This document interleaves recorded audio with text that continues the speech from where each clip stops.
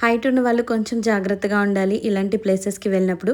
నమస్కారం, welcome to craft with సంతు. ఈరోజు craft related video కాదు, మా ఒరిస్సాలోని కోరాపుట్ డిస్టిక్లో ఉన్న ఒక శివాలయం గురించి చెప్తాను. ఈ టూర్ చాలా అద్భుతంగా ఉంటుంది. ఇక్కడ ఒక టెంపుల్ ఉందని ఎంతో మందికి తెలియదు. ఇక్కడ చాలా సీక్రెట్ టెంపుల్స్ ఉన్నాయి. అలాగే మీకు అడుగడుగున ఒక శివాలయం కనిపిస్తూ ఉంటుంది. Don't know what is the magic of this place, కానీ ఇక్కడ చాలా చాలా బాగా అనిపిస్తుంది మీకు. రీసెంట్ డేస్లో నేను చాలా హెల్త్ ఇష్యూస్తో సఫర్ అవుతున్నాను. ఈవెన్ స్టేర్స్ ఎక్కడానికి కూడా నేను చాలా ఇబ్బంది పడేదాన్ని. అలాంటిది ఈ ప్లేస్లో నేను ఎన్నో కిలోమీటర్స్ నడిచి కొండలు కూడా ఎక్కేసాను. But still I did not feel anything. That is the power of God అని చెప్పొచ్చు.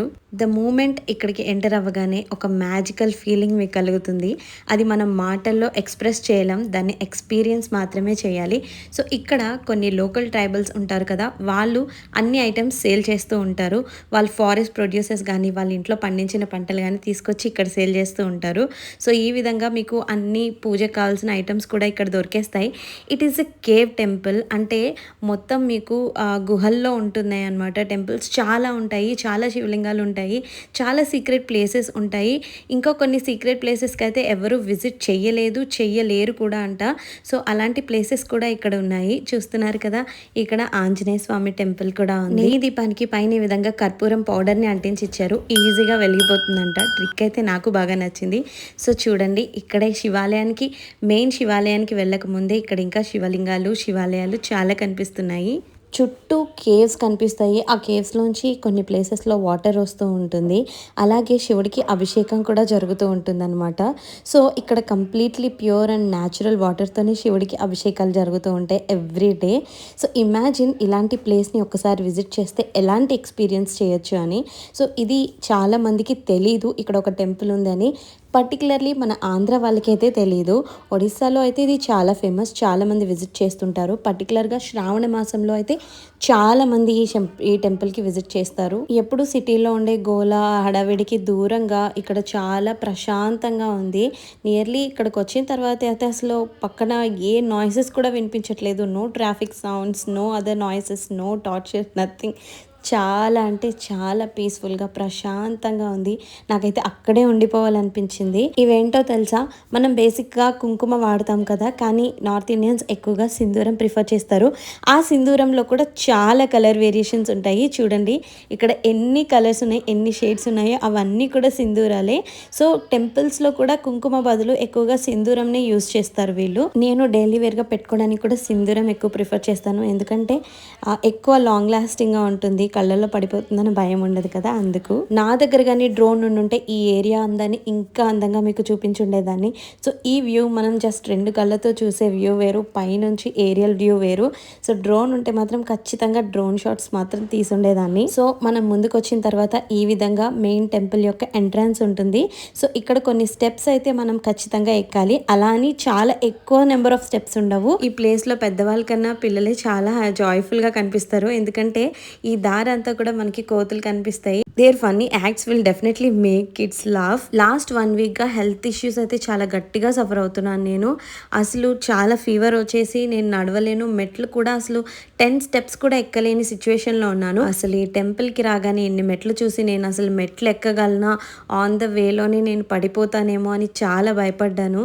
కానీ ఈ మెట్లని నేను చాలా ఈజీగా ఎక్కేసాను. ఆ తర్వాత ఎన్నో కొండలు కూడా ఎక్కేసాను. ఆ వే అంతా నడిచాను. But I did not feel anything and I started feeling so positive. ఇది నిజంగా అద్భుతమనే చెప్పాలి. ఎందుకంటే ఒక డివైన్ ప్రెజెన్స్ దగ్గర మనం ఉంటే మనకి ఎలా ఉంటుందో ఆ ఎక్స్పీరియన్స్ నేను చేశాను. ఇక్కడ చాలా మంది బియ్యం, పప్పులు, కూరగాయలు తీసుకొచ్చి కూడా ఇస్తూ ఉంటారనమాట. సో ఆ బియ్యంనే తినేస్తున్నాయి ఈ కోతులన్నీ. యాక్చువల్లీ లోపల వీడియోగ్రఫీ, ఫోటోగ్రఫీ అలౌడ్ లేదు. కానీ మా వల్ల వీలైనంత వరకు, వాళ్ళు మాకు అలౌ చేసినంత వరకు మాత్రం మేము మీకు ఈ టెంపుల్ ఎలా ఉంటుంది, కేవ్ ఎలా ఉంటుంది చూపించడానికి మాత్రమే ఈ వీడియోని తీసాము.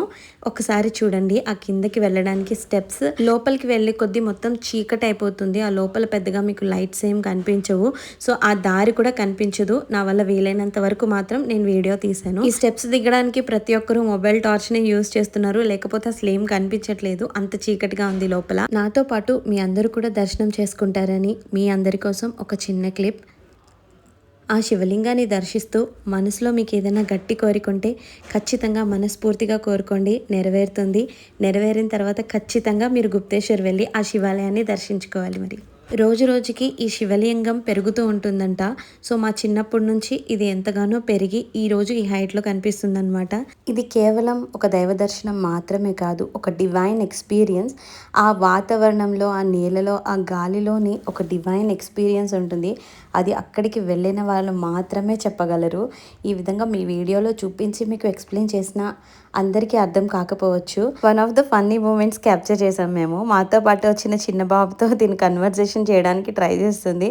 But he is not understanding what the monkey is trying to say. ఒకప్పుడు ఈ రూట్కి రావాలంటే ప్రాపర్ రోడ్ ఫెసిలిటీ ఉండేది కాదు. అక్కడ మనకి వాటర్ కూడా దొరికేది కాదు.